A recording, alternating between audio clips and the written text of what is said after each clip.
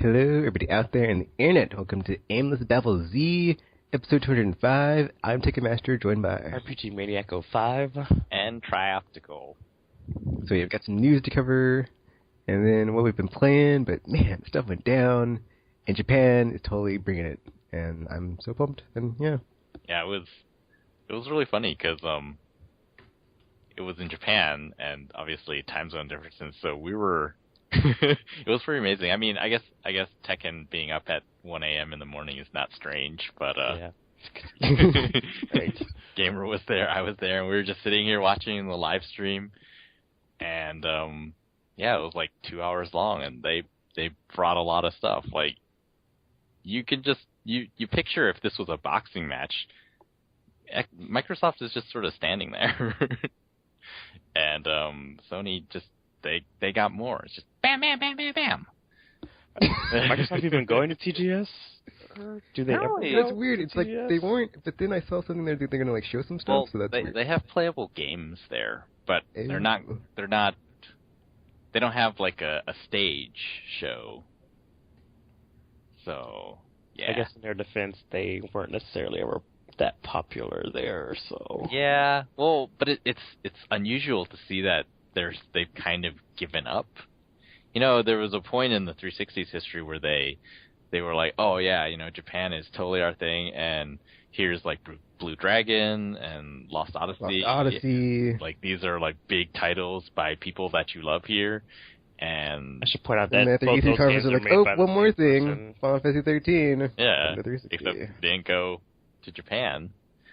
And then although they did have Tales of Vesperia there, which kind of... Oh, that too. Like the cave shooters are all on 360. Exclusive. Triggerheart Xillia. So, but yeah, it was pretty exciting. It started out with they talked some Vita stuff, new Vita games. Or first of all, it was a new Vita model announced. It's lighter, thinner, slightly longer battery life, increased from 3 to 5 to 4 to 6 hours playing. And then, is it music or something, like increased from 9 to 12 hours. So considerably more battery life. Buttons are sort of redesigned, like the select and start are now circular instead of oval shaped. What else? 6 colors. Of course, this is Japan, so... Yeah, just about to say, so you likely won't get the colored ones over here. We'll only get a black one, and then years later we'll get a white one. It might be the other way around.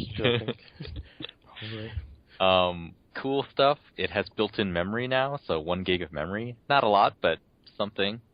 Not as cool. The OLED screen is being replaced with an LCD screen. And some comparison pictures have showed up online, and the LCD it can't match in terms of color.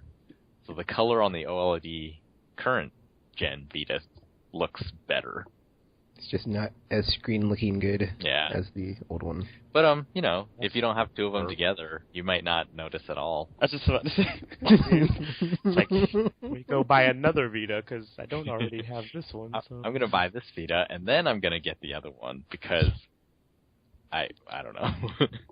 Well, thankfully, it didn't seem like the redesign made like any major changes that would require people who already have one to like upgrade or anything. So it's not just like, oh, we added all this stuff and what does this? So, I mean, taking out a major feature of why you made a TDS, I'm looking at you. Oh, and the's that, of course. I mean, like, I guess we removed the dual shock sticks. Now there's one. It's a PSP now. Remove the touchscreen because why put them in there?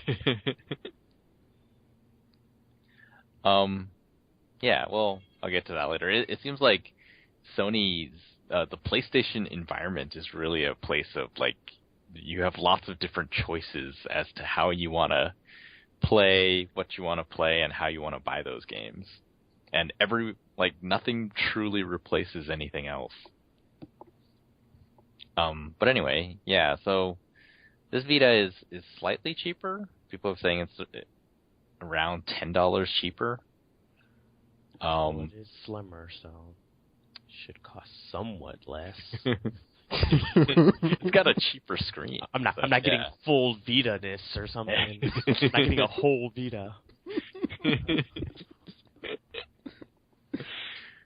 Oh, and then they announced a new, larger 64 gig memory stick that will be out in Japan. Which hopefully means the other ones will get price dropped again, and then can actually buy one. It would be nice. Need a memory card. Because I have like games queued up on my PS3, but I'm like, well, if I don't have space on my memory card, so they're just gonna sit there until there's a price drop. Because you should go out and try to find cheap ones actually, because in the U.S. retailers, I don't know, some retailers don't seem to know what they're doing. I've tried going to like horrible places like Best Buy and stuff, but then it's like I couldn't. But then it's like they'd be sold out or something, and then they're like, well, we're not getting any more in, so too bad. And then it's like, thanks. See, there's that short-sightedness. A lot of retailers here sort of kind of decided, oh, Vita's dead, so we're just gonna clearance out all the stuff for Vita. And I've seen, really cheap memory cards, like $4 for the 4 gig, $8-9 for the 8 gig. It's ridiculous. That is not going on here for some reason, which makes me sad. And it's like, and I have like 3 games coming out like in October or something, and it's like, well, I'm not gonna have a memory card, so I have to play like half a game at a time and hope for the best. So. Yeah. Well, release date doesn't matter because it's Japan only so far, and they haven't announced any outside of Japan plans for this model yet. Then they announced there were a few new game announcements. They announced a new Phantasy Star Nova. We're still behind though. That it's supposed to take place in the world of Phantasy Star Online 2. But yeah. We won't be getting that until next year, so which means you probably won't get Nova anytime soon, so. What else? I think God Eater 2 was announced already, right? It was like a Oh, yeah. So they showed some of that. There were some Japanese style titles that I can't remember the names of. It was a pretty good showing, lots of games. There's a new Dynasty Warriors, and I was like, oh, you're talking about Vita stuff, I'm sorry. They're still making those? I'm jumping ahead. There's a PS4 thing. Yeah, then they talked about PS3 because that still matters, and it was interesting to see like how they were doing like even in Japan like the cross generation of like PS3 games and PS4 games. Yep. Because like one of the things they announced was that people who bought Final Fantasy 14 on PS3 will be able to upgrade to the PS4 version for free. So that's really cool. Curious as to how that's going to work. It's probably just all tied to accounts and things like that. So your account has this service registered to it, so you can just use it on this system too. Does this also mean you could skip the subscription fee if you have PlayStation Plus then? I doubt it. That's not how that works. It should. It should. Because, I mean, you needed to play online anyway, so why, I don't know. Yeah, what else? What was the other PS3 stuff? PS3? I mean, it's Sony. Oh, it was really interesting because press conferences in the U.S. have changed a lot. They're very flashy and all excitement, and when you watch the Japanese one, they still have like PowerPoint things, and they have people who stand up there with a PowerPoint and they talk about, oh yeah, so there'll be this feature, and this thing is coming, and there'll be this thing in there, and yeah, thank you for your time, and then they'll leave. No concerts or anything. No. Actually, I didn't come into the stream until they were wrong. at the PS4 segment, so I was like, oh. Oh, okay. Yeah, man, I don't remember if there was anything significant for PS3. I don't think so. I mean, they talked up the existing stuff, and the stuff that we already know is coming out. I don't believe there was any game announcements. Well, I'm going to feel really bad if there was something. Yeah, so let's go to PS4, because that's why we were all there at 2 a.m. Like, come on, give us more PS4 megatons. And, they announced a few games. The new Yakuza game is coming out on PS4 also. But not in America. Yeah. Sega. That's gonna be sucky. And they're jerks. But they know what they did. It looks incredible. Grasshopper Manufacturer announced a new game called Lily Bergamo, and it's some sort of action game. And really, that's all they said. And then, so we got to see Deep Down, which was the game that Capcom teased at the February meeting. And it is real. It was and real, some pretty, demo. still. It was real. That was insane. I mean, it's still a Dark Souls knockoff, but I mean, it doesn't make it any less pretty. But yeah, it was crazy because there were some rumors, or I don't know if they're rumors. There was some word on the street that Deep Down was shown, and it was a multiplayer only game, and it didn't look anywhere near what it did in February. And so people were sort of disappointed. Granted, it's still an online-only game, but is that really so bad? Well, it looks amazing. Like, it does look like that tech demo back then. The frame rate appears to be very high. It's randomly generated, including the enemies. So, like, they have different parts and stuff for the enemies, like different skin and hair and stuff like that, and the system just randomly puts them together. So you're fighting this enormously large variety of enemies. Or bunnies, because they love rodents in Japanese games. Was it a bunny? It had rabbit teeth. It can happen. Just wait for it. It's gonna be like a giant rabbit monster. I can see it now. It wouldn't be the first time.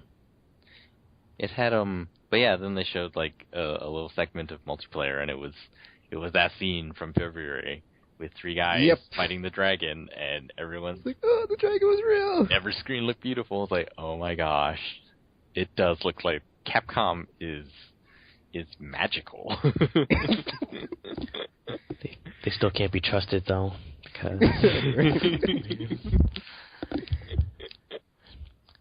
I'll just wait until they release the final Super Ultra Gold Edition version of the game before I buy it, and then that way I'll feel okay about it. Yeah, it was nuts. Japan got a bit of bad news. They've learned that their PlayStation 4 will not be released until February 22nd of next year. No. But to sort of blunt the blow a bit, they're getting a first day bundle, like the Xbox One. Whereas if you get the first day one, it also comes with NAC, and they're also getting camera bundles. So you can get the PS4 with a camera bundled in. Wait, what is the camera going to be used for, though? I don't remember any games being... Well, so far it's only the Playroom is like a game that uses it, which is sort of cynically is the tech demos. Although apparently Double Fine is going to be producing the DLC for that thing. That could be really neat. Except that it's not Psychonauts, so it's not. It doesn't even matter. I don't even care. But yeah, in addition to that, we know that there is some sort of voice command enabled through the camera, just like with Kinect, and also when you do live streaming, you can use the camera to record your like video feed. sort of like a lot of people do on Twitch now. What do you mean, like with Face cam. It'll be like a picture-in-picture. You'll have you in the little corner. It's like, we're getting owned, or whatever. Does it mean I have to wear pants when I game now? Is that a thing? Only if you shoot from the waist down. Yes. Oh, okay. We can manage that then. just keep it angled right. I'm like, okay.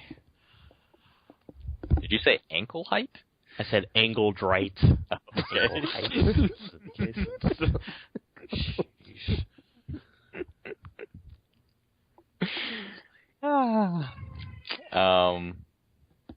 What else was there?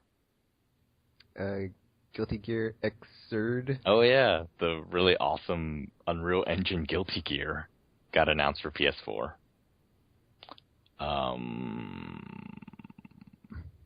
They showed this trailer for Watch Dogs, which I hadn't seen before, but according to Tropical, it was an old trailer. I guess I just had been blacking out on that game. Did not get any.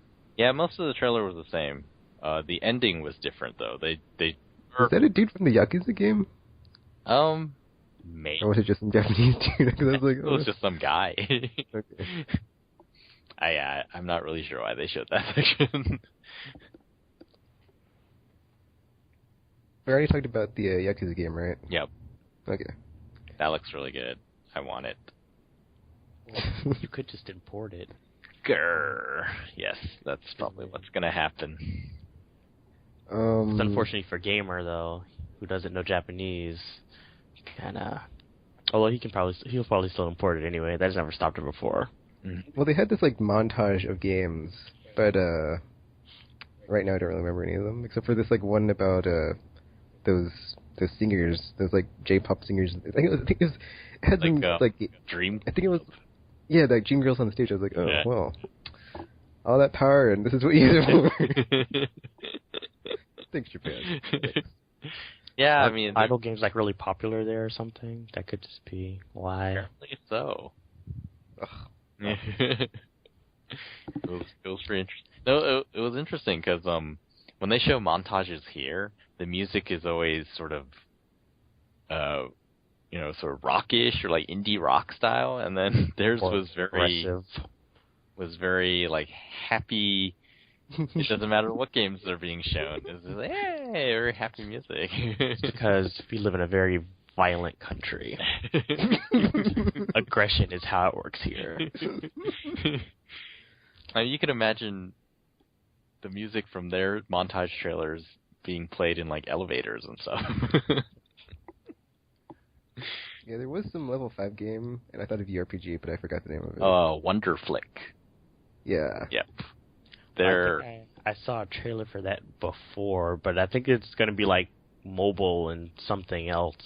Yep. So as well, so that's I'm not sure how I feel about that if it does come here, because it's like if it's a mobile game first, how do you know it's going to be any good? Well, if it just seems like a cheap cash-in kind of thing. And the point of that game is to be able to play it everywhere. It's like one game that you play everywhere. Except for that one time they invented handhelds, because those exist. So, Well, everywhere meaning different devices, not physically. Yeah. Excuses. Just saying. Although, I don't know. It depends. Yes. I think I'm just going to cool off on level 5 for now anyway. I need a break from them and their games. They know what they did.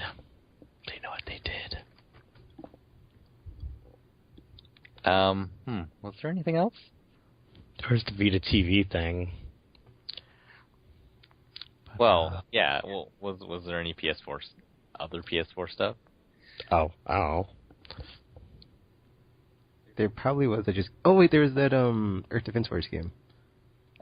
Well, yeah. Okay. I don't remember too much. So yeah.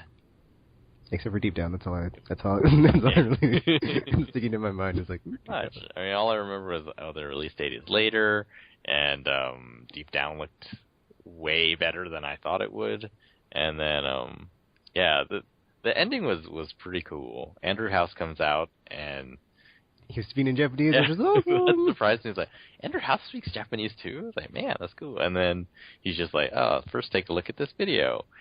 And they showed something. They announced the PS Vita TV, which is this small little box about the size of a deck of cards, and it plugs into your TV, and you can play Vita games on it.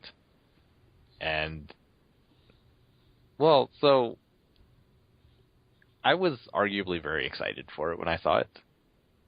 And every time I tell anyone about it, it seems less and less exciting, because no one else seems enthused. I like the idea behind it. Because I don't have a Vita, so... Even though I have a Vita, I like the idea behind it, because it's like, I was kind of disappointed when the Vita was released and didn't have, like, the... TV out. Yeah, the TV out thing, and that kind of remedies it somewhat. And since I got my Vita for so cheap, I rationalized it already as if I buy a Vita TV, if it gets released here, it'd be like I paid for a full Vita anyway, so it's okay. But, I don't know. I mean, I think it's actually a good idea. I mean, it's obviously not portable in the same sense as the Vita is, unless you can carry around your TV and find outlets everywhere. But I wouldn't recommend that on the streets. You might get mugged. Yeah, for me, the response that I've seen has been very mixed. So, well, to finish explaining it, yeah, it's essentially a Vita that you hook to your TV, so it doesn't have its own screen. It uses a TV screen. So you can play Vita games, you can play the PSP games, and you can also play PS1 games. Uses the DualShock 4 or something to... DualShock 3. Or, yeah, one of the DualShocks. One of those thingies, whatever number we're on now. Or See, that's significant because the DualShock 3 doesn't have any sort of touchscreen type interface. So the Vita TV it doesn't support games that extensively use the touchscreen. So things like Tearaway are not supported on PS Vita TV.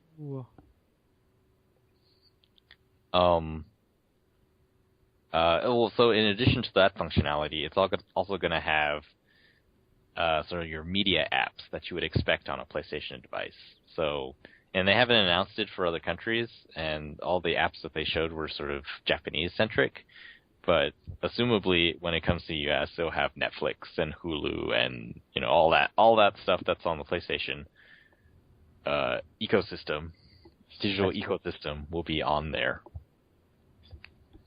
And one of the coolest features that they showed was that eventually, well, when they showed it, obviously it was already working, but they've clarified that eventually a software update will allow the PS Vita TV to stream PlayStation 4 content.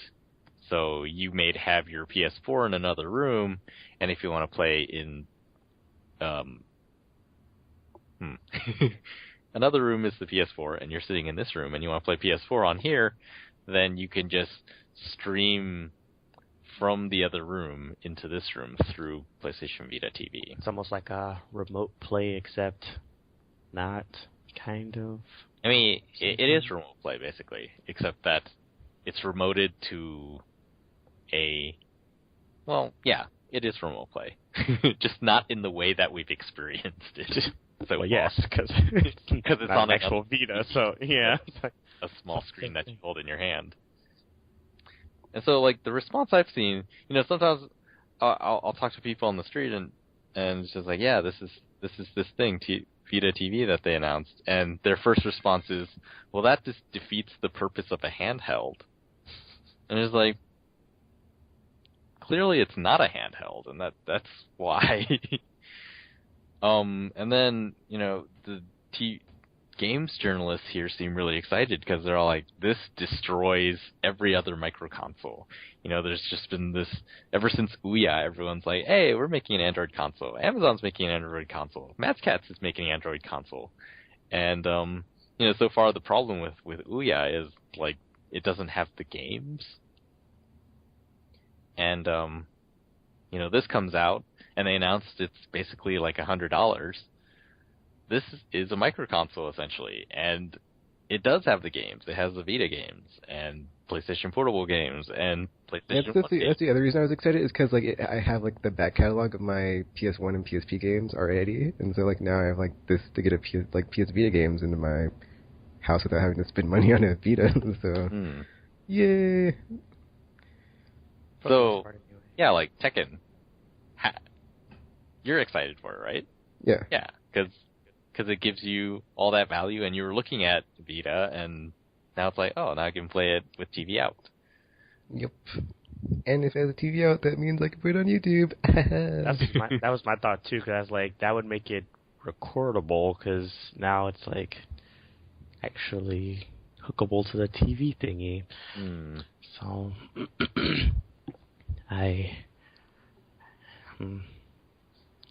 But then there's also like the matter of like there are games on the Vita that need the like touch screen, so it's like you can't play every game on like TV. Well, I mean, not yet, but eventually. So it doesn't completely defeat the purpose of like playing it on the Vita. See, it's hard to say if it'll even happen eventually. So if you look at the website, which is all in Japanese, unfortunately, it does say that the system can emulate touchscreen. So they give the example like if you click the left and right sticks, there'll be like a cursor on the screen, and they'll just sort of emulate touch. So certain games would be able to use something like that. You know, like Killzone, as far as I can tell, uses the touchscreen mostly for like the melees and switching weapons. Has a shortcut on there, and potentially you could like it's just like taps. So you just occasionally need to tap the screen or like swipe the screen. And so potentially that sort of emulated touch could work for Killzone, and they wouldn't have to do much work. But things like Tearaway, it seems so integral to the experience that you're touching, first of all, the rear touch screen, and the illusion is your fingers come through into the world, and then being able to use the camera and stuff like that. That's another thing Vita TV doesn't have, is it has no camera. So. Oh yeah, that's true. I forgot the Vita has cameras on it. Yeah, I think there are some things that you just will never be able to do on the Vita TV because it doesn't even it wouldn't, I guess, logically make sense. Technically, you might be able to make it happen, but it would just be weird and even more gimmicky. Yeah, without like some elaborate setup or something. Yeah. But that was what I was talking about earlier, where the PlayStation ecosphere is really about options. If you want, like, you can't buy a Vita TV and say, well, now I don't need a Vita, because you still do kind of need a Vita in order to play all of those Vita games. Yeah, it's kind of like that Fantasyland that you were talking about at the trailer they showed at the end. Like, oh, this imaginary Sony life video or whatever it was called looks so wonderful. It's pretty cool. People hate on Best Buy because they want to offer what they call the complete solution. So every time you go in and you just say you want a DVD player, they're going to try to sell you better cables. They're going to try to sell you a TV. They're going to try, they want you, they want you to imagine this. Yeah, the Sony Fantasyland. But the truth... Yeah, Chapter said, this PlayStation Fantasy Life is fantastic, unshackled from the burdens of life or slow internet speeds. Who wouldn't want that? Exactly. That's the thing. Like, if you do buy into those complete solutions, you do have an amazing experience. Like, my home has slowly become overrun by purely Sony products. Like, for a while, we bought electronics from all the different brands, but now now I have a Sony TV, PlayStation 3, Vita, cameras are becoming Sony ones. My cell phone is a Sony one. And then, yeah, like you start to get a taste of those fake family trailers that they showed. Like, I really can go out there and play this on my phone if I don't have my Vita. And then I can come home and do this cloud transfer thing to the other thing. And it's just like... Actually, it's cool. I did that today. I was, like, transferring my save from my fat PS3 to my Slim for my Splinter Cell, because I was like, you know what? F it. I'm just going to break in my my disk drive on my Slim since I haven't used it to get ready for GTA 5, and so I was like, okay, well, I don't have my save. And I don't know, like, go through the process of using USB sticks or just any other nuisance. So I was just like, whatever, I'll put it in the cloud and re-download it. And so I did, and I was like, oh, that was way easy. See? It's cool when you buy into everything. If you have the money, you totally should buy into the complete solution. Because, I mean, why not, right? It's really awesome. Yeah, there was this trailer. Everyone should check it out. I was watching the Japanese stream, so there was, like, Japanese commentators on the side. Or, not commentators, just commenters on the side. And watching that trailer, they're all like, oh, see, it totally makes sense. Like, I totally understand what they're trying to do with PS4 and PS Vita TV and Vita and just, like, all of these things, how they work together and how it makes everything really awesome. And it was a really neat trailer. They showed remote play on the Vita, magical as it is, remote play to a Vita TV. They showed movies playing off of Vita TV. They showed just jumping into a friend's game on the PS4. Just everything was there. Yeah, it's weird. I was watching it, and I was like, all I could think of was like, oh, this is like the typical life of a teenager in Japan. Oh, peaceful. It was like, I could bring a projector to school and no one will steal it from me. Everyone was watching, or I showed it to my wife later, and it's just like, who has that kind of time? And I was like, this is basically, this is the week before college starts where, everyone has moved into the dorms, but classes don't start till Tuesday, so everyone is there and they're partying, and everyone has PlayStation, so it's really cool. Oh, is that not how That was also the weird thing. It's like, Japanese people don't play Killzone, whatever. That part was crazy. It's like, there are a bunch of people cheering for a first-person shooter in Japan. Yeah, and at the end, they're all like, watching them play, and they're like down, and they come projected on the big screen, and it's being streamed and tweeted out on the PlayStation Network. It was, it was ridiculous, and it was really cool because, like, who wouldn't you want to live in that world? Oh yes, John, I would. That would be fantastic. It's also one of those scenarios when I was like, oh, I'd like to have her on my PS4 to invite to my game. I wonder if she'll accept my friend request. Too bad it's in Japanese and I don't have any idea what it says. Tropical did.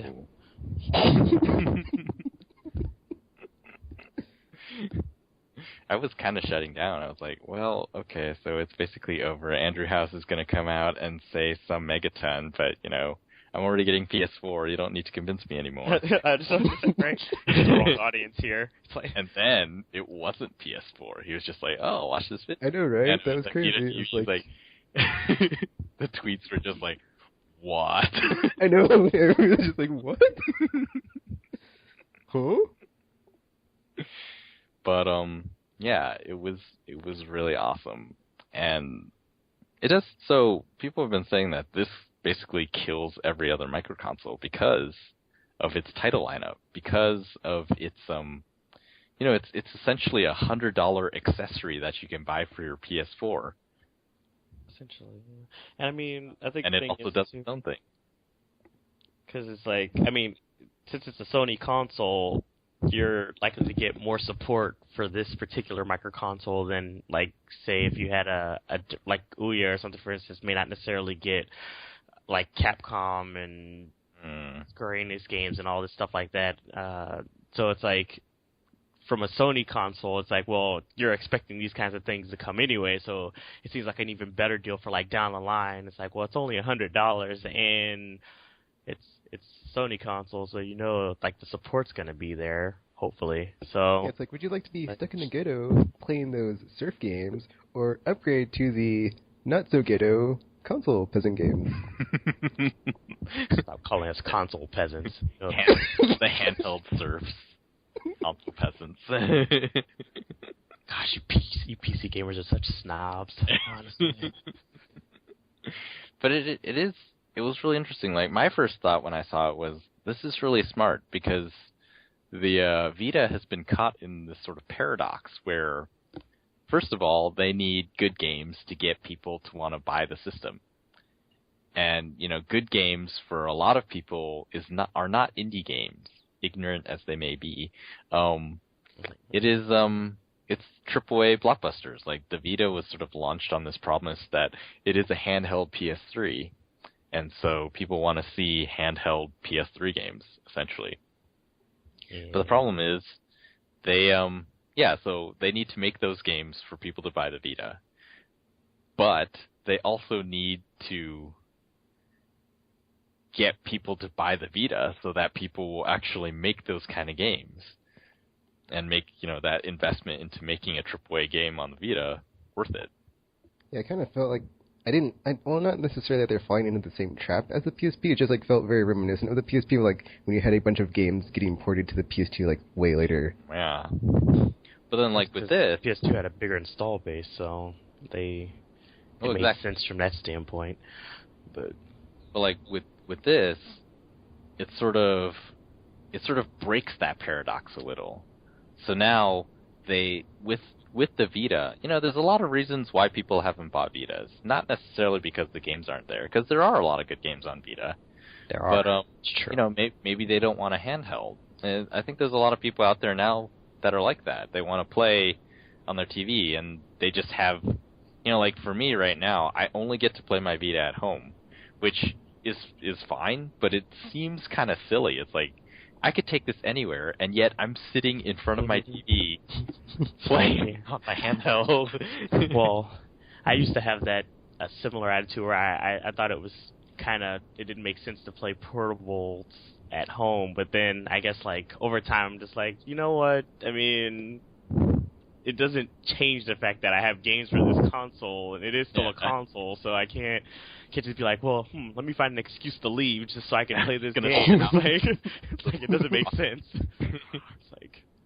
So. But then, people, I think some people maybe haven't gotten to that point, and they're just they would rather, if they're at home, play these things on a big screen or something like that. So the Vita TV gives those people an opportunity to get a Vita. And by doing that, they grow the install base of the Vita. Apparently, this thing is really, really doing well in Japan. Pre-orders on Amazon Japan they're totally gone. So, a lot of anticipation for Vita TV. And, that grows the install base. And then maybe we get some of these amazing PS3 quality Vita games. And then the handheld people, we benefit because, we're getting the original promise of the Vita now.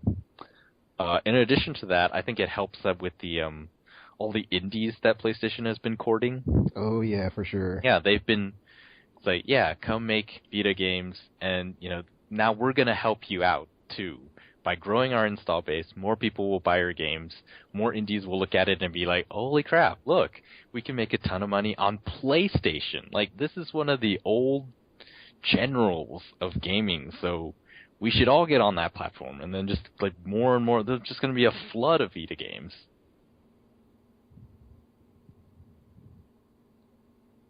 Especially now it's as a micro console, it's you don't have to worry about if someone's getting it just to be a handheld. It's it can also be played in the house. Yeah, and it's cheap. That's the third thing. It's a $100 Vita. Yeah, that's another reason I was ooh, sign me up. Day one. Instead of a $200 Vita. It's $100 to buy. How much is the Vita now? Oh. $199. Oh, okay. Yeah, so it's not. I mean, it's $100, and the psychological difference between 100 and 200 is a lot. Oh, yes. It's from 2 digits to 3 digits. I guess a possible downside is that there's going to be less unique Vita games. If someone wants to make a Vita game and they don't want to spend a lot of time making different versions and stuff, then they're just going to make something that works entirely with sticks and buttons. And then all of the fancy things on the Vita just don't get used as much. At least until they can make the Vita TV compatible with PS4 equipment, because then, at least the DualShock 4 has some kind of touch thing and the camera and stuff, so once they figure that out, then they can fix that, I guess. Provided they actually decide to go through the trouble of doing that.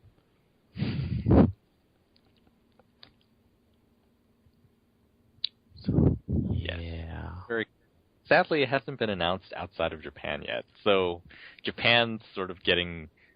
It feels like Vita TV is their consolation prize because it launches basically at the time that PS4 launches in the rest or in the US anyway. Maybe that means we'll get the Vita TV when the February. PS4 launches for them. Yeah, it'll be a switch off. Cool. I mean, yeah.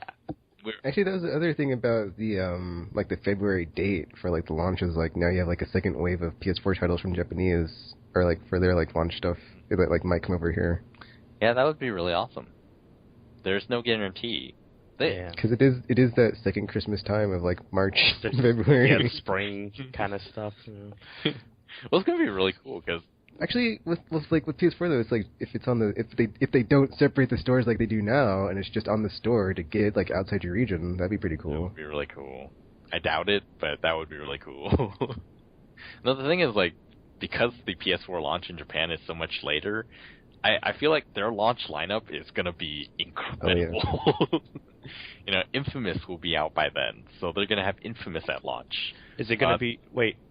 But is it like a simultaneous worldwide release for games like that, or is it? Because I mean, yeah, I guess it's hard to say. But they can still not have it at the same time we have a certain game or something. So, you know, like everything that's coming out till the end of December will probably most of it will make its way to Japan by February, and then the new Yakuza game they just announced for PS4. That's good. They're striving for launch for that one. So that will be pretty huge. And that series is pretty popular over there, so yeah. that would be a good console seller for them or something. I mean, if we go back to the competition and the war as it rages on, the Xbox One does not have a chance in Japan. I don't think there's going to really be a war in Japan in terms of consoles. I think Sony kind of has that wrapped up over there, but they're not. We don't even know when it's launching in Japan. I think that's probably a reason that they delayed it there, is like they can put more units out here to where like they know they're going to sell, to whereas the market in Japan has been shrinking, so it's like, you know, maybe some uncertainty there, but it's like we just, you know, move those units to America and sell them all. But the thing is, like, if that's what they're doing, like, why launch in Japan ever at all? Optical. Well, I'm pretty sure Japanese people want their PS4s. No, I meant the Xbox One. Oh, yeah. Yeah. Well, it's not one of their first, like, 12 territories, though, is it? Nope. Oh, there you go. So they'll be uncontested at launch anyway. Yeah. PS4, I mean, yeah, obviously they're more focused on the US and European market, but secondly, they said that they just don't have the software for Japanese audiences yet. Like, they have a really strong lineup for Western audiences. Shooters, shooters, and I was just about to say, and that's about it. Dudes with guns. Shanking people, and yeah. All the violence we mentioned earlier with rock music. We love aggression here. But they don't have the Japanese lineup quite there yet, so that's why they're saying, yeah, we're holding back until the software is all there, and then here's the PS Vita TV. Go play with this first. And a cheaper Vita, so get one of those too. I guess we sort of jumped over one of the weirder things, and this is not going to happen in the US, but in Japan they're really focused on the message that the Vita is for multiplayer, like co-op multiplayer. And they're launching a campaign with this guy in a helmet. Yeah, it's like a mascot or something for their... Yeah. It's like, the hell is this? He's the Kevin Butler for the co-op Vita campaign in Japan. It just kind of makes me sad, though, that, like, co-op and stuff isn't as popular here as it is there. Because it's like, there's like, games that I mean, a lot of co-op games that could come over here that would benefit so well if we had like people who actually played these damn things. And it's like, why can't I have these people around who just like, I'm just on a bus randomly, and it's like, Well, oh, in Japan, everybody it's has like, this. And they have like, population density though, so it's like Yeah, I wherever you know. go, there's going to be someone above or below you to join your game. Well, what I saw was that you'll sometimes go into the subway station and there'll just be tons of kids sitting on the ground playing PSP like Monster Hunter together. I was like, this is really cool. it's like Captain Fear. What is this? I wish we had those. Yeah, it's like, it kind of makes me sad because like I would love to just go somewhere and then it's just like, oh, I have my handheld with me and look at all these people playing the same game I have. I could just jump in with them, but nope. Everybody here is all angry and Stranger friendly. danger. Yeah, it's like I want to co-op with me hanging you. out in the park. Yeah, it's like I don't want to co-op with you. Go over there. Yeah, it was funny because I actually tried that, or not really tried that, but I sat down yesterday after getting Killzone in the mall on one of the benches, and I just like cracked it open and I was like checking it out, and you know my I wasn't really sure, but it felt like I might get mugged, and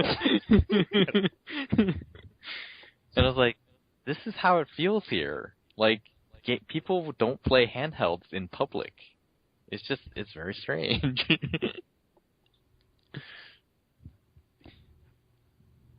This is why a lot of our, get a lot of ad hoc games here.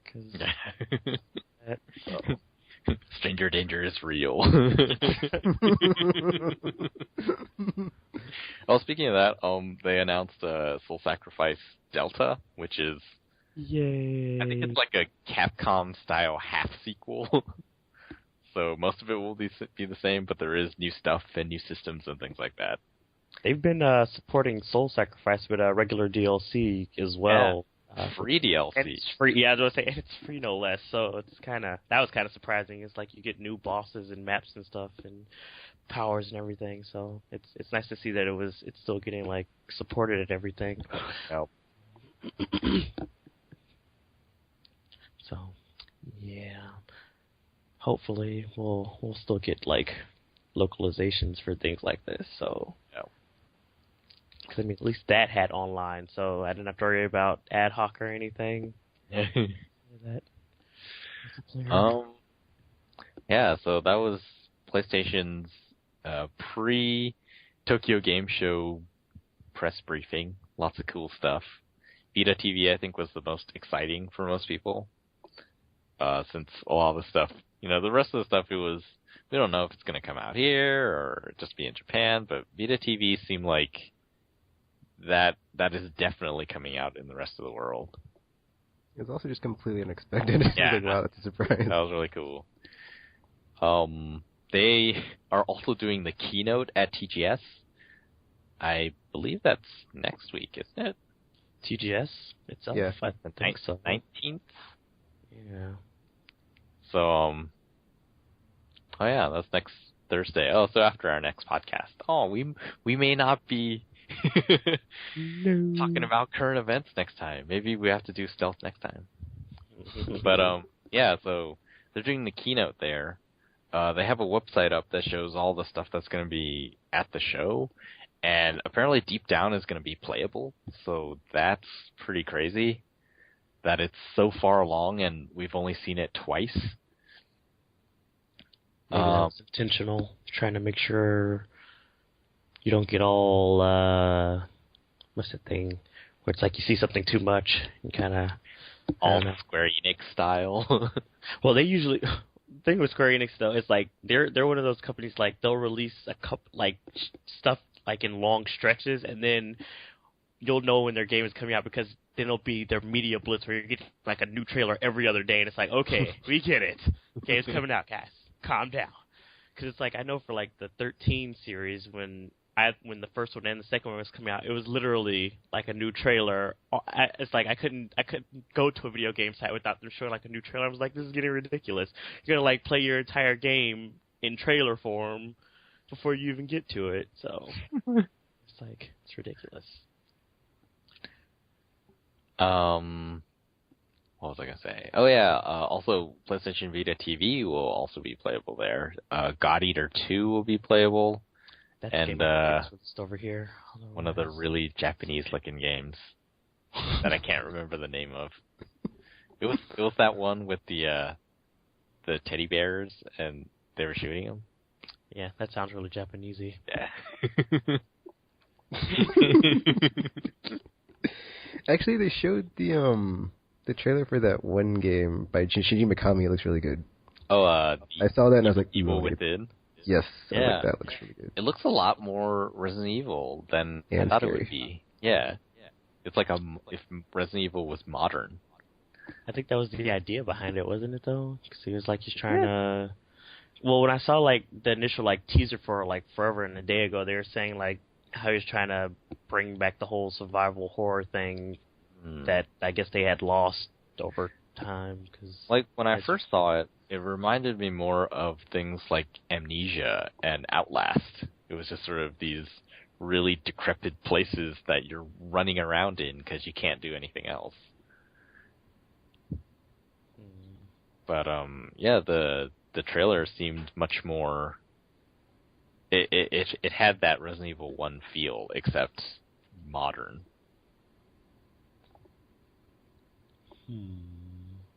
For some reason, they're not calling it The Evil Within there. They're calling it Psycho Break.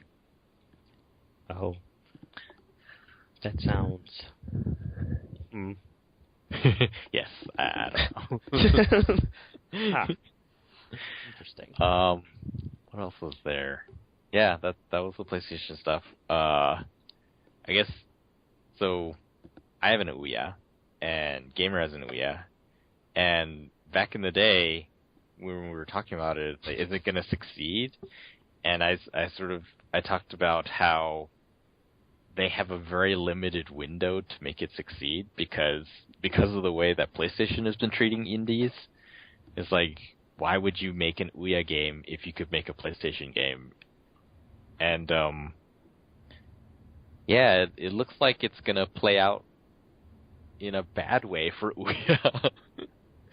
So, Ouya, they announced a campaign called Free the Game, and essentially is they're going to Kickstarter, where it all started, and game makers there can say, hey, we're making this Ouya game, and if they are able to raise at least $50,000 on Kickstarter, then Ouya will match dollar for dollar, like the amount that they get off of Kickstarter, in exchange for 6 months exclusivity on Ouya. It sounds like a cool idea, right? Yep. The problem is that Kickstarter apparently is easy to manipulate, or possibly, potentially. So 2 games have made it through, and they've gotten $50,000 through Kickstarter. One called Elementary, My Dear Homes, or something like that. And the other one is Gridiron Thunder, which is apparently an NFL licensed football game for Ouya. Didn't EA buy the rights to the NFL or something? Didn't they? Don't they like own them or something? Not really sure. But anyway, so after these 2 got past the 50,000 point, they started getting a lot of criticism, and in fact, the Elementary one, it got shut down by Kickstarter because there were complaints that it was a scam. Oh. And the thing was, like, you can see how much people have donated and things like that.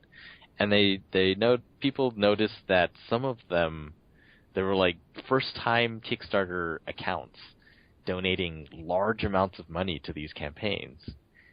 And so the implication, or the suspicion, is that maybe the people directly involved with making the game, just to get this Ouya bonus, they're going on there and making accounts to do it. Making accounts and just like pledging a lot of money, and then in the end it's like, well, we don't have to pay it, or we pay it to ourselves. But basically, yeah, that is not money we got, and we're just going to take the Ouya money and make the game with that. It's not much. That doesn't sound like that much different from like, I forgot the actual term for it, but like when people like put money in their own tip jars to kind of get people to, they'll see the money in there and they'll assume like, oh, people are tipping, so I should too, kind of thing. Because we kind of do it when we like do events or whatever. But I mean, I don't, because I don't get tipped. But for like our bartenders and stuff, it's like sometimes they'll put like a $20 bill or something in their tip jar, and then people see that and they're like, oh, I should be tipping too, shouldn't I? And then that's kind of how... I'm going to beat that $20. Basically. Yeah, you'd be surprised like how much some of these bartenders... I have a 50. Sometimes. Ridiculous. It's like, I should be a bartender. It's like, what I'm getting paid now. So, yeah. So it almost sounds like something like similar to that. It's kind of like, well, if I make this account and then I start donating, other people will be like, oh, there are people supporting this, so I should probably be supporting this too. And then once everybody starts donating it, then Ouya's going to be all like, crap, now we have to donate or give them the money because other people are doing this. And just this whole cycle of lies and mistrust and stuff going on. Well, so most of the mistrust has come out of just like people saying, hey, you guys are trying to rip off Ouya. Because Ouya seems to be totally fine with it. But, yeah, so recently the CEO of Ouya, she posted a blog post saying that, yeah, we're surprised that everyone is so mad and crazy. Like, we think this is a great idea, and maybe you think it's overly optimistic, but we are optimistic, and that's how we got to where we are, so we're just going to keep doing this. And because that response didn't really address anyone's concerns, like, there are developers leaving Ouya, like, they're pulling their games from Ouya, because it's just like, well, so Ouya, the story of Ouya has been really strange. You know, they came out and they said, yeah, we're going to be open, and we're going to disrupt the console market by being open and easy to develop on, and everyone can develop, and, you know, it's like this, the Apple story, essentially, the App Store story. And developers were like, cool. But then you started to see sort of weird things, like, okay, they're really open, and yet hundreds of thousands of people can comment on a post, and they'll get no reply. And, yeah, people will be sitting around like, where's my Ouya? How come you sent my Ouya? How come we sent it out yet? And they'll reply to no one. And then a few weeks later, they'll write a blog post like, oh, yeah, sorry, but they're coming. And it's just like, this, you know, it doesn't feel open. And that latest response feels like some of the developers who have pulled their games, they feel that it's very corporate, and it's that corporate fake smile sort of response. Yeah, it's like a wolf in sheep's clothing. Yeah. And it doesn't feel open, because, like, well, you know, where's the actual response that people are looking for? It's like, oh, it's not there. And so, yeah, for me, when I saw that, I was like, yeah, I think Ouya is screwed, because, first of all, this is a difficult situation to get out of. They can't just go and say, oh, so, yeah, we've decided to cancel this promotion, because the people who were really looking forward to it, they're like, well, then, you know, we're canceling our Ouya game. But on the other hand, well, yeah, like, I just don't know how they get out of this. But the thing is, if developers now, indie developers are saying that Ouya is not open, and they're complaining about Ouya, and just, like, the people, like, working with the people at Ouya, and, you know, in addition to that, we have this world now where people are praising working with Sony. What a crazy world that is, huh? Yeah, and then, like, Vita TV is a micro console coming out, and people are saying this is direct competition with other micro consoles. Then, you know, in what scenario, given that, can Ouya survive? They can't. Well, maybe if there's some sort of, like, flap that some indie has when they're putting out, like, a game on the PS4 or something, but besides that, or just, like, more than one group of developers has, like, an issue, and there's, like, a big stink about it, but, you know. Yeah, like, so, it's not Ouya's, like, Ouya's fate is not in their hands anymore. Yeah. Someone else has to slip up for Ouya to succeed. And right now, I don't see that happening. I have seen just incredible praise for the PlayStation third-party teams. Just like everyone loves them now. Apparently, it's like, really? This is what it's become. I mean, it's cool, yeah, but I don't know how we got here. How does the is the process on Steam Greenlight like anything similar to Ouya, or is it like completely different? It's not completely different. So there's sort of a spectrum now of how you can release games. You can, I think Ouya is relatively easy. So you finish your game, make sure that it follows all the standards. So things like it's not going to crash someone's Ouya system, or it supports Ouya controllers and things like that. So, you get all that stuff ready, you send it to Ouya, and a few weeks, or like very quickly, apparently, a few days, they get back to you and say, yep, your game is all right to be released, so choose your release date, choose your price, and then you just put it on the system, and then it's just on the system. Steam Greenlight is apparently, you have to sit around and wait for enough people to vote for your game. And then, eventually, once enough people have voted, then you get to be on Steam. So, for some games, and that's how Steam Greenlight is now. Like, apparently, they want it to be faster, like Ouya style, probably. But, yeah, for some team games, they wait a long time. The first day it comes out and it's appearing in everyone's Steam Greenlight queue, they see it and it's like, oh, they vote yes or no, and then you get a certain number of votes. And then after that, you're just getting less and less votes, and just not many people are seeing it unless you're doing a really good job at promoting.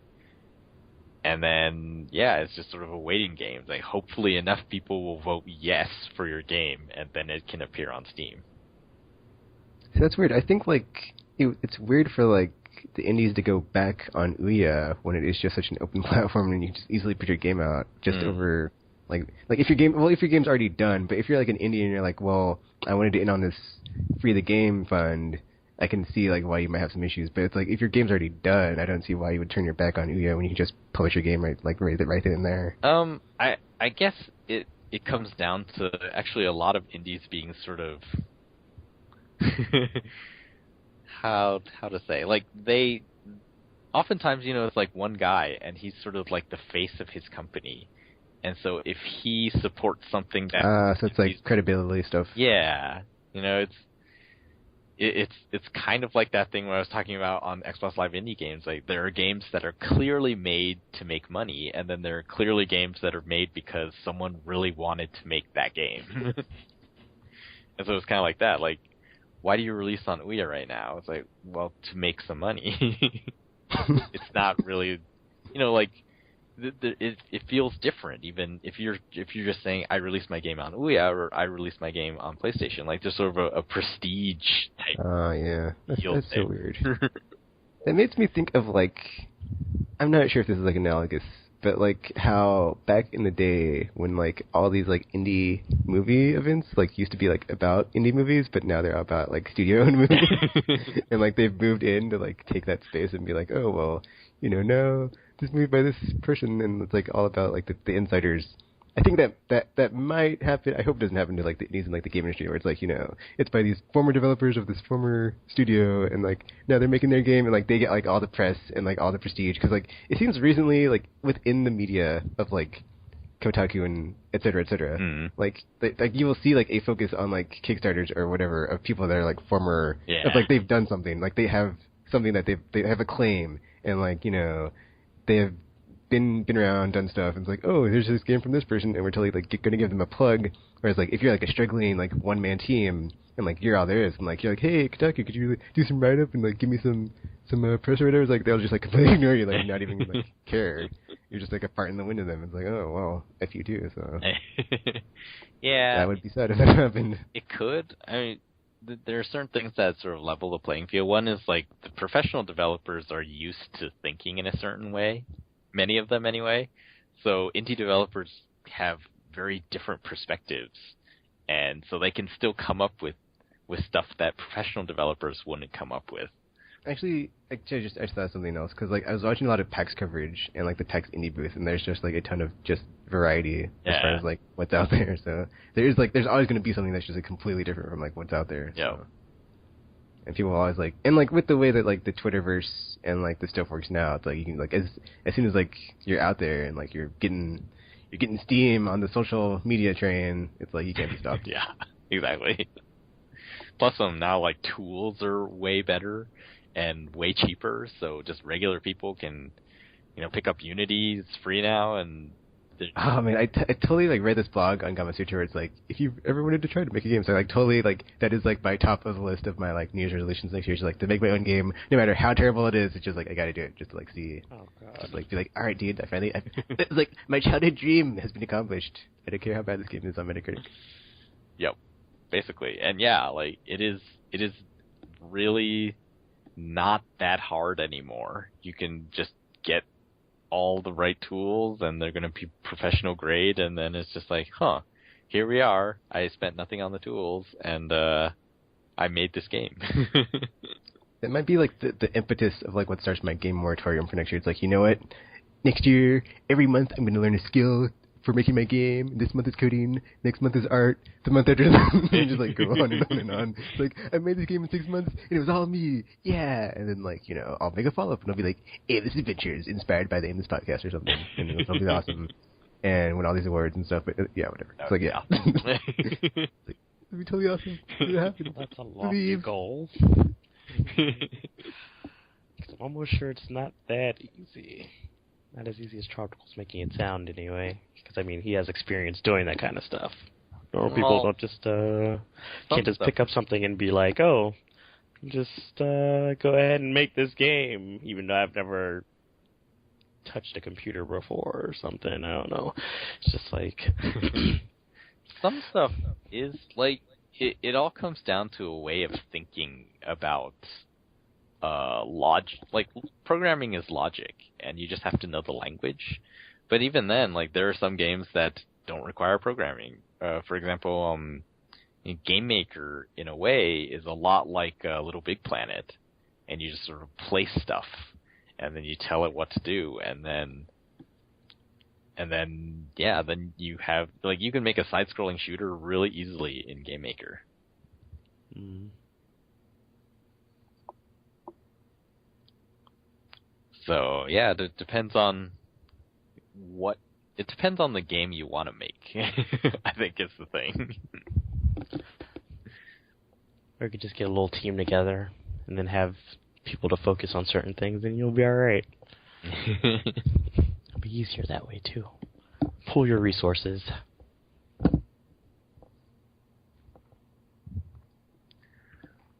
So yeah. I think that's all the news we have. Yeah, I think we might be screwed. They might be, but they can always come back, maybe. They I think they will chug along, but by the next, if they release the next Ouya, then it's like, I don't know. And there's a few other game things happening. Ubisoft had a press conference this week where they talked about, they announced Assassin's Creed Liberations HD coming to PS3, 360, and PC. I'm actually kind of looking forward to that, because performance-wise, it was not that awesome on the Vita. And apparently it's the exact same team who made the Vita version, so they are going to be incorporating a lot of the stuff that they learned since then into the HD version. Hopefully. Yes. Although, from what I hear, the story for that game is kind of a jumbled mess, so they might have more than just technical issues. Well, that's the thing. Like, they're adding more story sequences. They're adding more missions. They're adding just, like, things to make the story flow better and the world flow better and just, like, all around improving it. Man, if I wasn't done with the Assassin's Creed series, that would have actually been good, but... They announced a bunch of mobile stuff, Assassin's Creed Pirates. I saw that they were like doing like a mobile game that's pretty much just all naval battles or something. Yeah. I guess I would play that. It's for people who can't get into the free running part. You just want to sail ships and shoot at each other, then yeah, this is it. Or because you realized that was the only good part of the game. Then there's Rayman Jungle Run is getting a sequel. They announced a JRPG-inspired game running on the Rayman Legends engine called Child of Light, turn-based RPG. Because almost, that's weird. Because from what I've seen, it almost looks similar to the what the hell is that team called? People who do like the Odin Sphere stuff, their stuff. Vanillaware? Yeah, it looked almost similar to their style of thing. It's supposed to be mostly inspired by things like Chrono Trigger and what was the other one? I don't remember.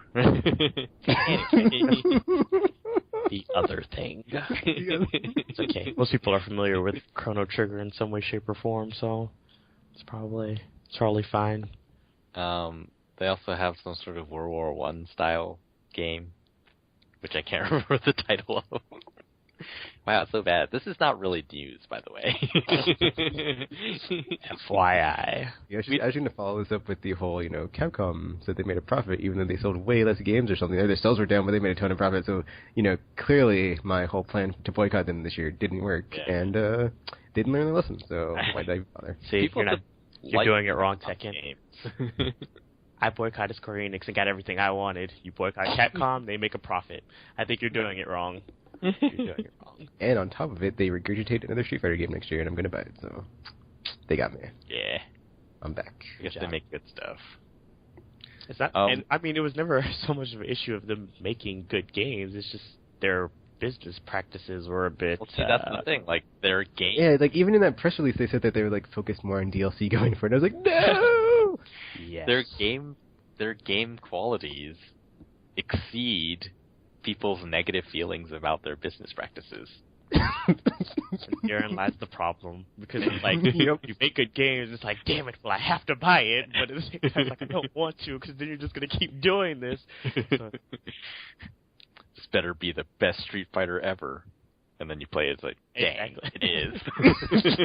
and then they inevitably release they do another one. It's like, of them, this and it's like way better than the other one. It's like, dang, it is.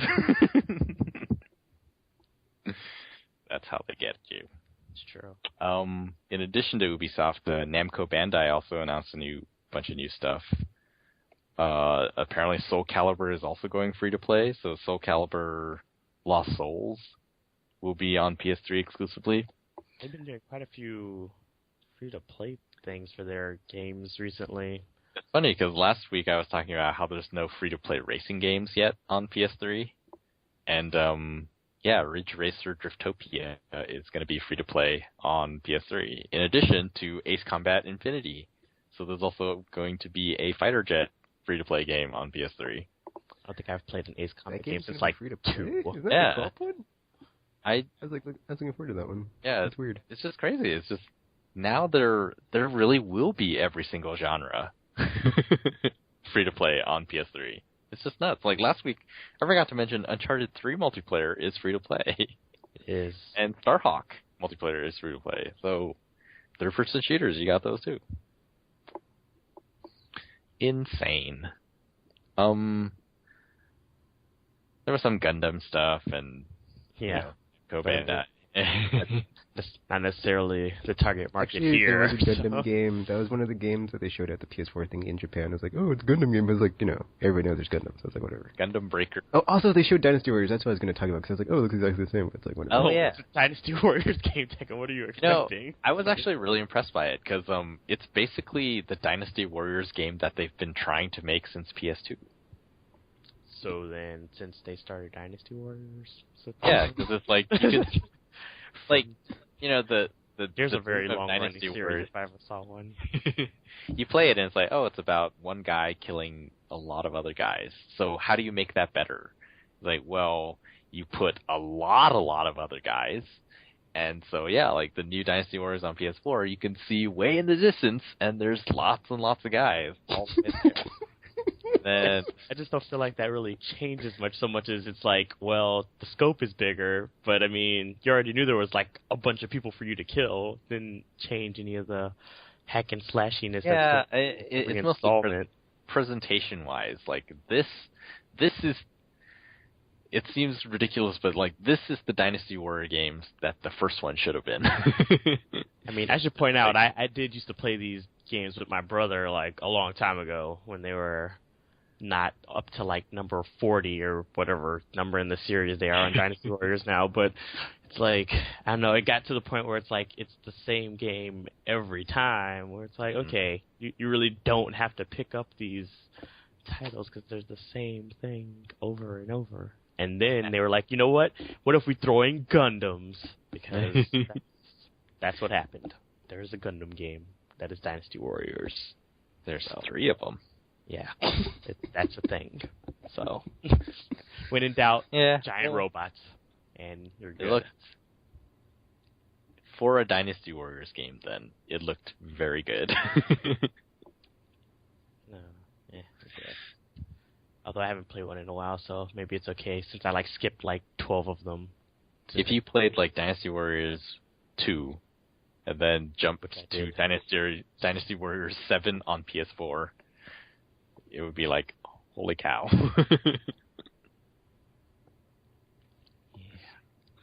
So, yeah, then there's, lots of other little things. Grand Theft Auto Online is apparently going to have 500-some missions, and sort of the dream of Grand Theft Auto Online is having even more locations and things like that. So eventually the entire Grand Theft Auto world will be on Grand Theft Auto Online. So Liberty City, Vice City, just all those places are going to be in there. Though we have no idea when that's going to happen.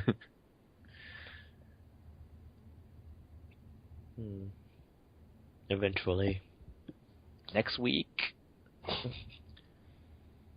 Oh, I guess Grand Theft Auto Online, no. But well, no. Grand Theft Auto 5 will be out next week. Yeah. So cool. There's too many games coming out this fall. I know. Too many consoles coming out this fall as well. Well, I mean, there's only 2. There's only one. Why couldn't they release the consoles in the summer? My gosh. That'd have been the perfect time. Nothing to play, here's a new console. Well, it's debatable on if there was nothing to play or not. It just depends on the games you like. So, but, yeah. Interesting. Soul Calibur Lost Swords is going to be a free-to-play single-player experience. Ooh, pass. What does that mean? It means you play it by yourself for free. Kind of right there in the title for you, or in the description. Maybe it's going to have like an adventure mode or something. Probably. But how do you nickel and dime people then if they can't share their other people? DLC for boss rushes and stuff like that. I mean, you have other ways to get single player people pieces, yeah, because you have to get the gold, or you can just spend the money, and it's like, ooh, instant. It's like, you want this bikini for Ivory. You do. So, costume DLC seems to be a pretty easy way to get free monies from people.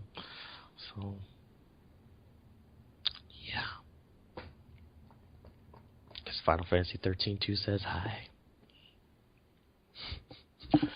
With all its ridiculous costume DLC.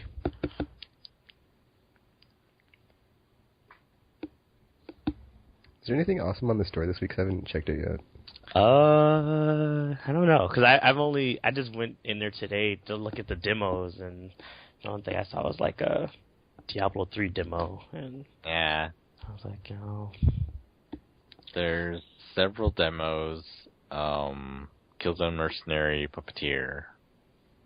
Puppeteer on PS3? Yes. Yep. Oh yeah. Puppeteer is apparently fantastic. Well, we were expecting that. Yeah. Except Polygon doesn't like it. I'm starting to think Polygon doesn't like anything. I don't agree with any of Polygon's reviews. It's like, I've actually, because I've read some of them, and I'm like, this just seems... Yeah, it's like, you have no soul. Because I've noticed like an awful lot of their games have gotten like kind of low reviews on things. I'm like, does anybody on this staff like anything? Yeah, it was like The The Last of Us was the lowest reviewed game of June. Just like, what is And I was like, going on here? really? Maybe they're trying to like set themselves as like the hard to please critic, so then they'll get more like review copies of stuff. Because now it's like people are like, well, we have to please them somehow, so give them all our stuff. It just Great seems idea. like they're the people sitting there and say, okay, turn off emotion, turn off imagination, turn off everything, and we're just going to review this game as a piece of software, and that's what they do. And it's like, yeah, soulless. Turn off emotion. Turn off. Oh, that was great. We're just going to give these quantitative reviews of how many thingies does it have. Exactly. They're all hanging out in their hater cave with their hater armor on. They have better shopping skills than I do, apparently. They have Reflect on Hypray. Yeah.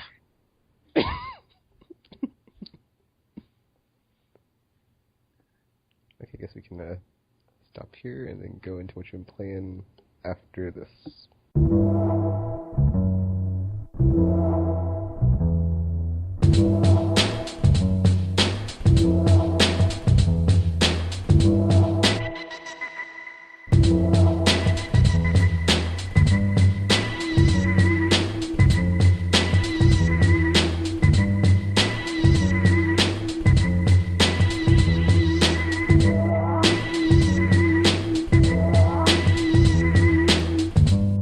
Okay, we're back. What you've been playing? Who wants to go first? I mean, I guess I can, because I really haven't been doing much on the whole gaming front. I mean, I've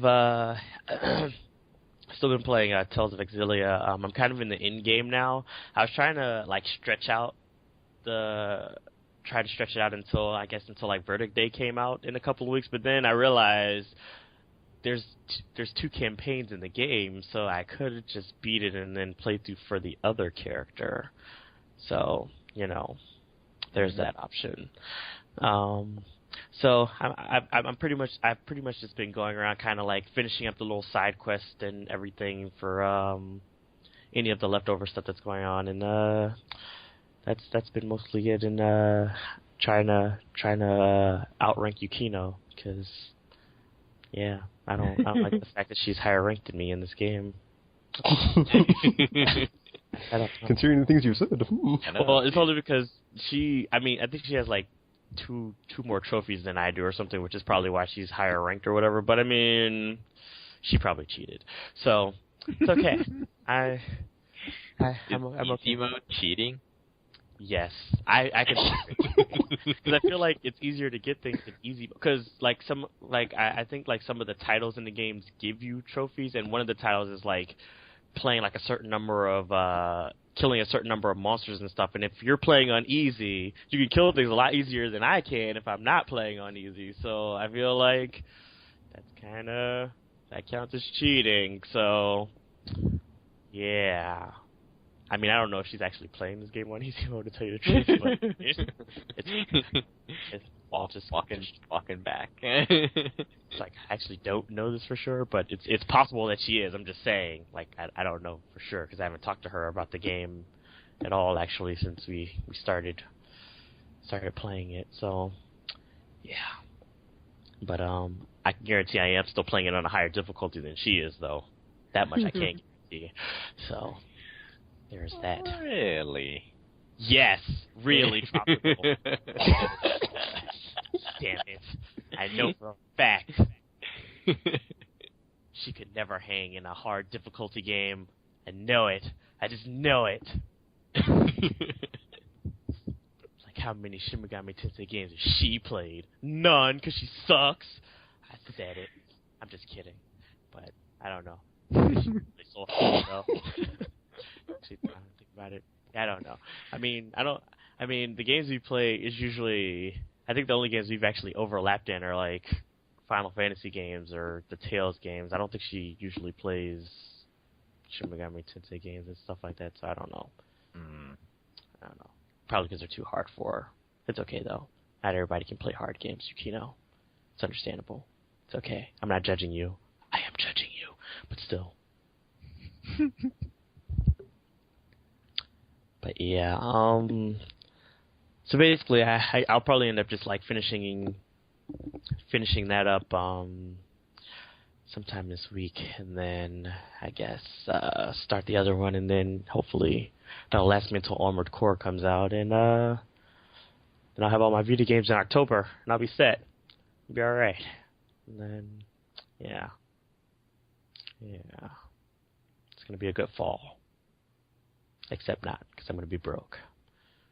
And I don't like that. That's pretty much it. I guess I'll go next. I haven't played too much either. I played on handhelds for missions coming along. It's still amazing, and just it's really weird. Like what I'm doing this time, since this is my second playthrough, I'm just skipping all the dialogue and just like playing the game. It's much more. It moves along at a much faster pace when you're just skipping all the story stuff. But then I like don't really remember too much of like what happened from my first playthrough. So I'm kind of like losing all the context. But I'm like, oh, well, at least the gameplay's still fun. So still awesome. And then Splinter Cell Conviction. It's weird because I wanted to start over from the beginning, but carry over all my stuff. But you can't do that. You can only get like when you finish the game, you get level select. So you have to like select every stage, and then it's weird because it doesn't do the thing where it plays the cutscene like after you finish the mission. It just goes back to the plane, so like you lose out on all the like presentation of like the first playthrough. So it's like they totally like skimmed out on that. It's like I wish it would have like rolled over on your New Game Plus or something to be like, okay, let's play through again with all my stuff I unlocked like on Conviction. She could just like pick the stage and then go from there to the end, and then or just pick whatever chapter and like it'd keep all your stuff. So. That's weird. I still haven't done any of the co-op stuff or multiplayer stuff, so soon. Well, I guess not soon because GTA 5 is next week, but hopefully before GTA 5 gets here, I can get in and shank some people and shoot them in the face and stuff. Oh my! GTA 5. Need to get it out of my system. That's disturbing. That you even have that in your system. America.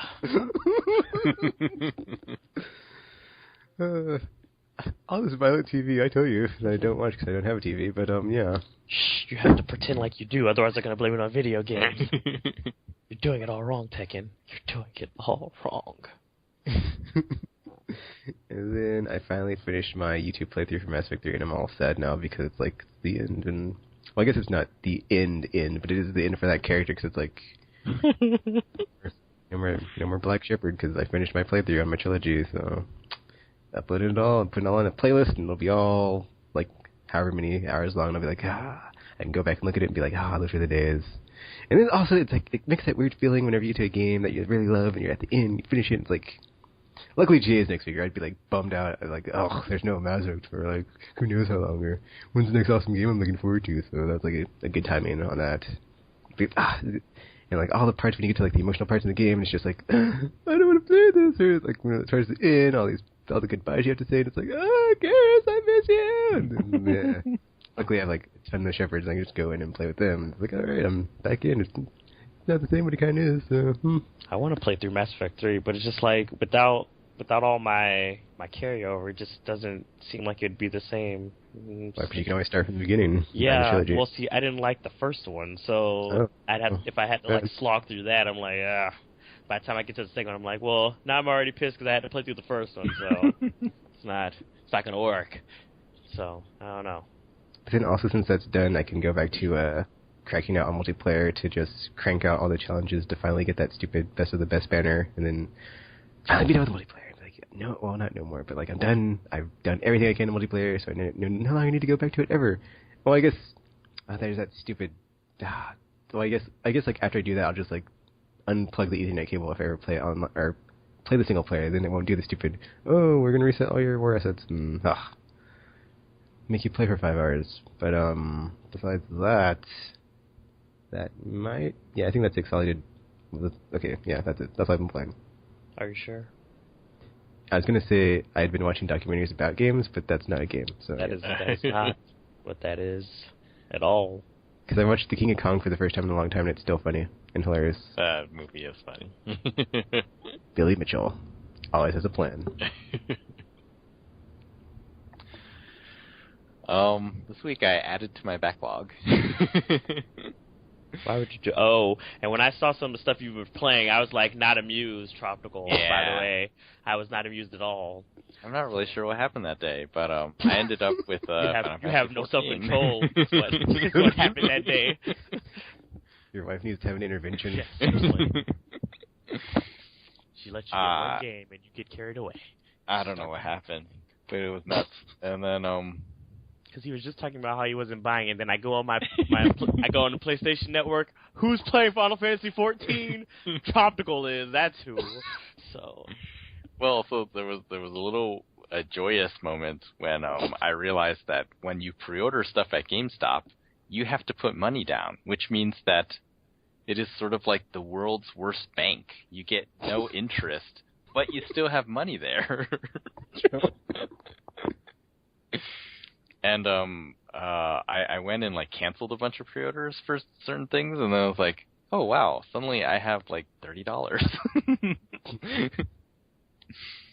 But yeah, I ended up with Final Fantasy 14. It is it still has sort of a Japanese MMO type feel. You know, like with DC Universe Online on PS3, you just go in and then pick your character and then you're in the game. Whereas with Final Fantasy, you have to sign up for an account with a web browser, and then you have to like type in a Square Enix account and like password there on the start screen, which is using the PS3 browser. And then you're in the game. Well, once you're in the game, it looks really good. You know, it's weird. I actually, back in the day, I got Final Fantasy 11 also. And that was the big package, the one that came with the hard drive, because you needed a hard drive to play it on PS2. And that was a weird summer. I never paid the subscription for that one, because I only played it for a month. But it was like, I remember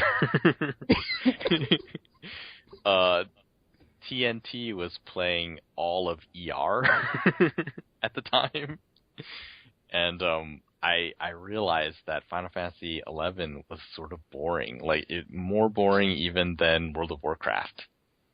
And it really was just sort of running around and killing stuff that has no chance in hell to kill you. You know, you're sitting there doing 30 damage and it's doing 1 and you have like 300 HP. Like, that bunny rabbit is never going to kill me. But I can't kill any of the other stuff, so I have to kill these bunny rabbits, or whatever it was. And, yeah, I basically played that game while watching... I saw all of ER that summer. They played... It was something like 5 hours a day in the morning. That doesn't sound fun at all. What's going on here? So I had 2 screens. Like, I had Final Fantasy 11 on one, and then I had ER on the other. And yeah, I watched all of ER while playing Final Fantasy 11, getting nowhere. Another sign Tropical might need help. You can't recognize the red flags of, if I'm doing something while I'm gaming and enjoying it more, I might need to stop. Yeah. Or go on to the next one. Or play something else. That option. It was weird. But, yeah, so that is my experience with Final Fantasy MMOs. And 14 is like, wow, it is so much better. It is. I haven't, so you remember I was trying to get to level 20 in World of Warcraft? Oh, yeah. Haven't made it. Because, well, 1, the backlog continues to grow, and 2, yeah, Final Fantasy is like, it's just, everything is better about it than World of Warcraft. One part of it I think is because playing on a controller makes it feel much more visceral, I guess. You know, when you're clicking the little action boxes at the bottom of the screen on your toolbar, or you're just like hitting the number keys on your keyboard, it doesn't feel the same as when you're pushing buttons to initiate those attacks. And so just combat, even though it's basically the same thing, with a controller, it feels so much better in Final Fantasy. The other thing is, yeah, it's like a real game. The other thing is, like, the quests are just, they seem really well designed. So initially, and this may seem really boring, but initially there was no combat. I was walking around the town, and I had to go talk to lots of different people. And, you know, that was the quest, basically. It's like, oh, you know, I need this delivered to this guy, and then you go over there and you deliver the thing, and then you learn something about how to play the game there. It's like, oh, you know, if you touch these crystals, then you can teleport to other crystals, and, you know, that's where you learn what the fast travel system is and how it works. And then you learn, like, where the armor shops and things are, and it was just like, it was like a tutorial, except there was all this story and sort of flavor to it. I started well, this is a part that I don't like, is that there's no voiceover for most anything, and so Sorry. What's up with that? Because I thought it was just like a thing for like the beta, but then I realized like this is probably how they plan on doing the whole thing. Yeah, they're playing so many Bioware games. I'm not sure I can go back to that old Japanesey. Oh, we don't talk. Well, I guess unless I'm playing on handheld. Other Japanese games have voiceovers, Tekken. It's not. I'm just saying.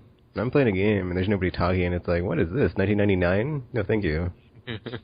I mean, there are some like major cutscenes that do have voiceover, but yeah, for the most part, no one talks, and they, in order to infuse the world with flavor, everyone has, it's like Mark Twain style dialogue. So sometimes really simple words, I just have no idea what they are, because they'll be in pirate speak. And sitting there like, what? But yeah, no, they're tutorials with a lot of character, and it's like, oh, this is really cool. And then you finally go out and do some combat. It's like, wow, it feels really good. And one of the things I really like is that in World of Warcraft, it feels like there's a lot of sort of empty space. So you'll be in a camp, and someone will say, yeah, go out and kill these wolves. And instead of having, this is your first quest, but instead of having the wolves sort of right outside the camp, you actually have to walk a little distance, and then you fight the wolves. And then you have to run all the way back and tell the guy, hey, I killed the wolves. And it's just, it's little things like that. You spend a lot of time traveling in World of Warcraft. And you sort of do that too in Final Fantasy XIV, except that everything feels a lot closer. So you're not running quite as far. And I think it's only like a small difference too, but it makes everything feel more smooth. And so just the questing is just like much more enjoyable. And then yeah, there's voiced cutscenes for significant stuff, and that was very surprising. At one point, it's like, oh, they're talking. It's like, oh my gosh, I've been reading all this stuff, and now they're talking. That's so weird. Yeah, it's really fun so far. That's how they get you. I think I'm like, no, almost. So in World of Warcraft, I made it to level 16, and then this time I'm already level 13. One of the cool things out in the field, and this is one of those things that I could see myself getting lost in, and then just totally forgetting the main storyline, because surprisingly, there is a main storyline. There is. There are quite a few actual cutscenes and stuff going on as you complete quest. It's pretty crazy. It's like, really? Wow. Yeah, one of the things they have is they're called fates. And they're like these sort of public events that just happen. And you'll just be running around on the field, and then a circle will appear and say, oh, there's a fate nearby. And you go over there, and there'll just be a bunch of... It's kind of like the Destiny public events. Just like something occurs there, and a bunch of players can join up and take down a big monster, or take down a bunch of little monsters. And yeah, they happen with remarkable frequency. And it sort of reminded me of when I was playing Red Dead, and I would see the flowers on the side of the road, and I would keep jumping off the horse and picking the flowers. I would be running between quests and like, oh, another fate. And I'll run over and do that one. Oh, there's another one over there. So easily distracted. They're pretty good for experience, though, so, I mean, yeah, there's that benefit as well, as long as you contribute enough. Yeah, exactly. But it's like, I like the combat, and these are like combat things that happen. It's like, oh, wow, another one. Run over, try to do as much damage as possible, because you get rewarded for how much you contribute. It's quite good. Sadly, that game is also in the backlog now, because Tuesday was yesterday, and sort of the planned games came out. So Killzone Mercenaries, briefly touched, I think I've played like 40 minutes of it, and it looks way better than I thought it would, which is weird, because, Uncharted to me was sort of disappointing. It didn't look as good as I had heard that it looked. It was clearly not as good looking as the PS3 games. So like, that's a little disappointing. And for the most part, none of the 3D games have really looked as good as I thought they would on the Vita. So that sort of tempered my expectations with Mercenaries, and plus I played the beta, and it didn't seem that impressive. I mean, good for handheld, but not, it wasn't like, oh my gosh, this is the greatest thing I've ever seen. But wow, when I got my hands on the single player and started playing, it's like, oh my gosh, it looks way better. It actually does look like the PS3 games. Remarkably similar. And today, so I played the first mission, and then I just started like going through the main menus and stuff, and there is a lot of game in this game. First of all, every time you do a mission, so you get a medal for completing the mission. So there'll be, easy, normal, and hard. And I think you only get one of them. So unlike trophies where if you play on hard, you get everything below that. That doesn't happen here. But in addition to that, you also unlock they call them contracts for that same mission. And they'll be basically challenges telling you to accomplish certain goals, and they'll be all themed around different playstyle. So, for example, there'll be like a covert op playstyle. So instead of playing through all willy-nilly, you have to go through and just be stealth and like shank a lot of guys and not sound alarms and stuff like that. See, that makes me hate how they added the whole combat system to frickin' Splinter Cell. It's like, oh, just do completely what you should not be doing when you play this game and go loud. Oh, or Assault, not combat, I'm sorry. Yeah. It's like, how am I supposed to fill this up? Like, all your guns are silenced. That doesn't... Yeah, I think with Mercenaries, you're supposed to... Because your money carries over from multiplayer and single player, so it's all just one account. And then you can buy whatever weapons you want as long as you have the money. So I think what you can do... And I don't think I can even do the covert version right now. I need to buy certain skills and tech and stuff in order to do it. So I'll need like a silenced assault rifle, and I'll need like the cloaking field and things like that. Yeah, I was watching they had like a developer thingy about it on like the currency of the game, and it made it seem like, if you're gonna go the assault way, just buy the armor and then put it on, then you'll be able to take more damage and then pick up the enemy weapons because they're not silenced. And I was like, oh, well, that explains that. So yeah, Killzone Mercenaries, there's a lot of stuff to play through. I think that's a really interesting way to extend playability. Just give people different challenges on how to play through it. And it seems like the enemy AI is up to the challenge. Like, it can be played in a stealth way, and it won't feel all hokey.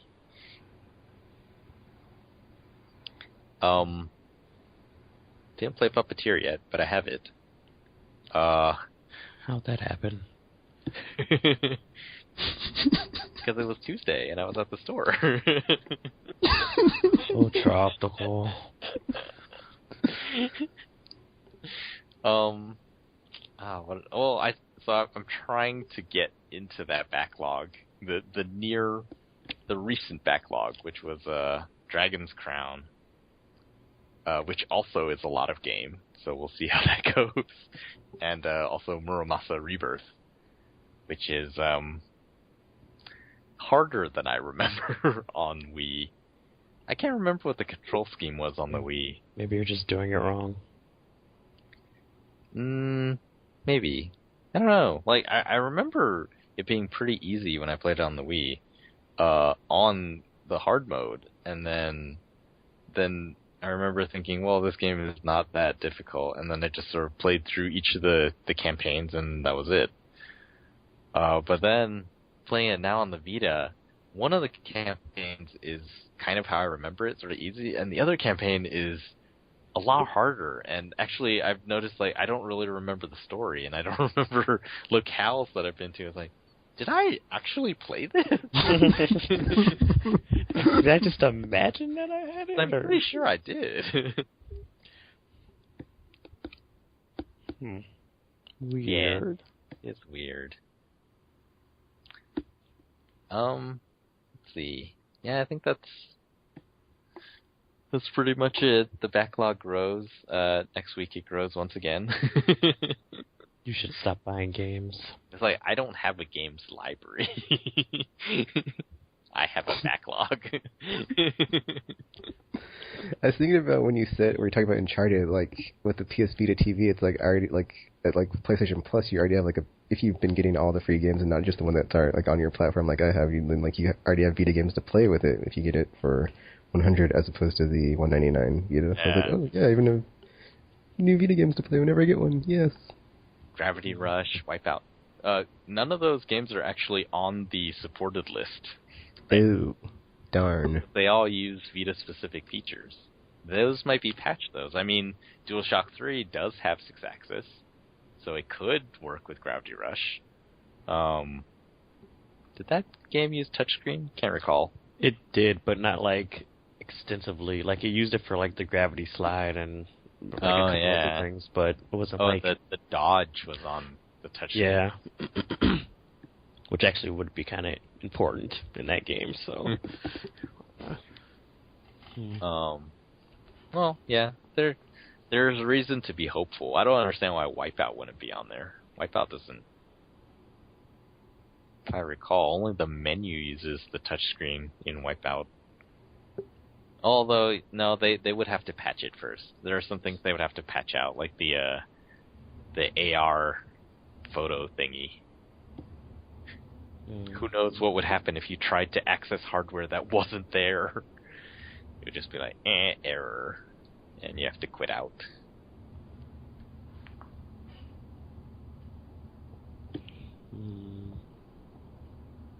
I guess that's it for the episode then. If everybody's done with what they've been playing. Maybe. I think so. Oh yeah! People should join our Aimless Podcast GTA 5 crew. Where are you people? I know people are listening. We're starting a crew, so join it. Be criminals with us. All that jazz. Yep, just find one of us. I've sent out invites to some people that are on my Rockstar Social Club friends list, so check that and see if you got an invite. And if you didn't, then find one of us and we can definitely get that to you. Although that could be it too. Maybe people just don't have the Rockstar Social Club thing. Yeah, I'm hoping in GT5 it'll show, or GTA 5 it'll show up in game, because it doesn't show up in game on Max Payne 3. By the way, sorry, our crew has a really bad Max Payne record, because I'm not good at Max Payne. He's the only one of us that has it. It's kind of... It's just me. Gamer has not been playing Max Payne. That's because he has the backlog like you. to keep buying stuff and not playing stuff, and then I wonder if it's even possible to go through my entire backlog. I'm not even sure. I think about that at times. I'm like, do I even have enough time in my life Yeah. to do this? I feel like if you stop If I go stop buying cold turkey on anything game now and purchases? then just and then try to go back and do it, you might be able to if you marathon stuff. I think I might do that. I might just like, you know what? Okay, well, Destiny, like, you know, Yeah. until there's like another Mass Effect game or Mirror's Edge 2, it's like, you know, it's like certain games on the list it has to be a certain game, and like until then, I would just like stick to current gen or backlog stuff to like clear the backlog. Mm. Yeah, I mean, it also depends on how do you define completion? Did I beat Mass Effect 1? I don't have that issue. It's like Did I as not long as beat Mass as soon as the credits roll, it's like game over. It's like I won. That's it for me. Oh, okay. So I did. I'm not trying to get everything done. So I did beat Mass Effect 1. Even though you did it wrong, yes. Well, that's not too hard. Most single-player games in the current gen were pretty short.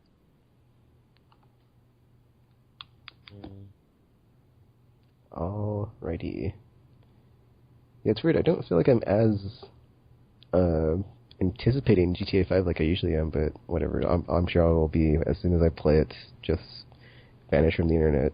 Yeah. Actually, I'll be streaming it like 24/7 as long as I'm playing. So I think I'm not sure if I'm going to use Twitch or YouTube because I'm not sure. I think YouTube worked just fine, but I don't want to get my account messed up, so I think I'll just go with Twitch. So feel free to watch my stream when I'm playing. Don't watch Killing it. people, It's a trap. robbing banks.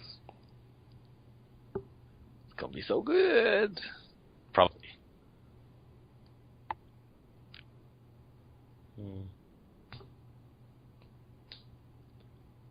So, RPG, do you have anything to say before we end the episode?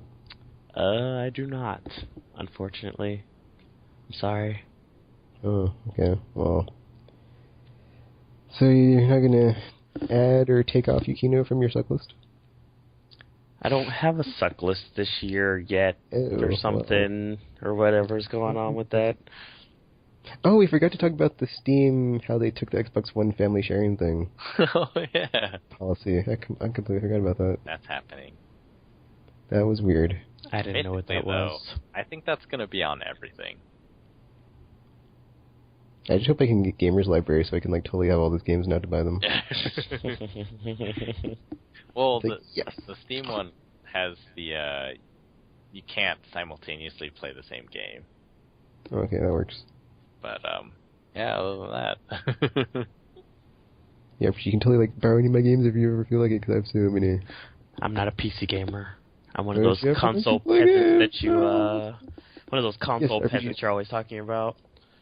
You have that first taste and you'll be hooked on it like crack or something. No, I'm not going to become Or one just- of you. Or just see how much better it is. Yes, that's what I mean. One of us. No. No. You'll be all like, I can't believe I've been missing this whole time. I refuse. At least I can find like share games with people. That's pretty cool. Be like, oh man, I've been talking about this game forever and you never played it well. Now you have a chance and you can't. No excuses.